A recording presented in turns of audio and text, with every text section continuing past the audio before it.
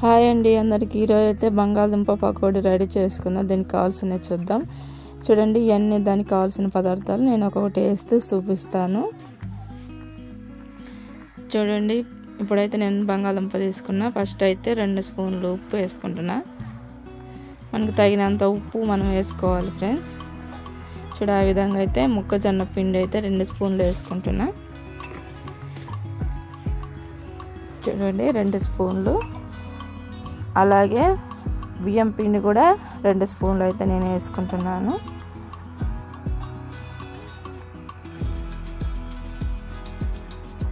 చూడండి, ఈ విధంగా అయితే నేను 2 స్పూన్లు మొక్కజొన్న పిండి, 2 స్పూన్లు బియ్యం పిండి అయితే వేసుకున్నాను. అలాగే కొద్దిగా కారం,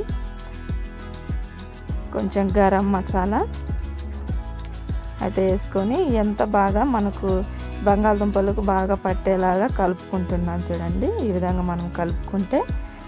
అలాగే 3 గుడ్లు తీసుకొని ముందుగానే గిన్నెలో వేసుకున్నాను. తర్వాత చూడండి, ఆ 3 గుడ్లు వేసుకొని ఈ విధంగా అయితే కలుపుకుంటున్నాను.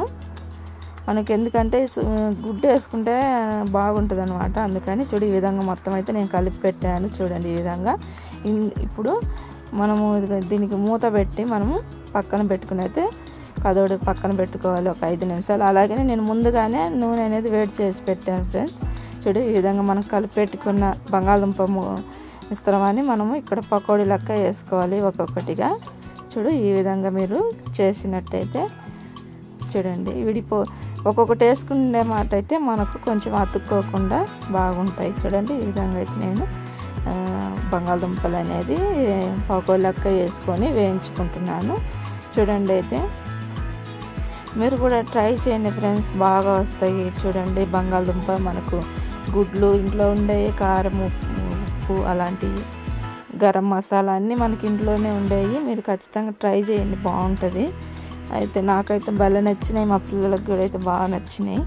మీరు కూడా ట్రై చేసి మీ ఇంట్లో మీ పిల్లలతో తినండి. చూడండి, ఈ విధంగా అయితే మనం అన్నీ చూడండి, ఈ విధంగా మనము ఒక రవ్వ ఆయిల్లో వేగినాక మనం వాటిని కొంచెం విడదీసినట్టయితే విడిపోతాయి, బాగా వస్తాయి. ఈ విధంగా అయితే రెడీ చేసి పెట్టుకొని చూడండి, ఈ విధంగా అయితే నేను మొత్తం అయితే రెడీ చేసి పెట్టుకుని ఇప్పుడైతే నేను ఒకటి చూపిస్తున్నాను. చూడండి, బాగా వచ్చినాయి ఫ్రెండ్స్. బంగాళదుంప అయితే బాగా ఫ్రై అయినాయి. చూడండి, నేనే పక్కన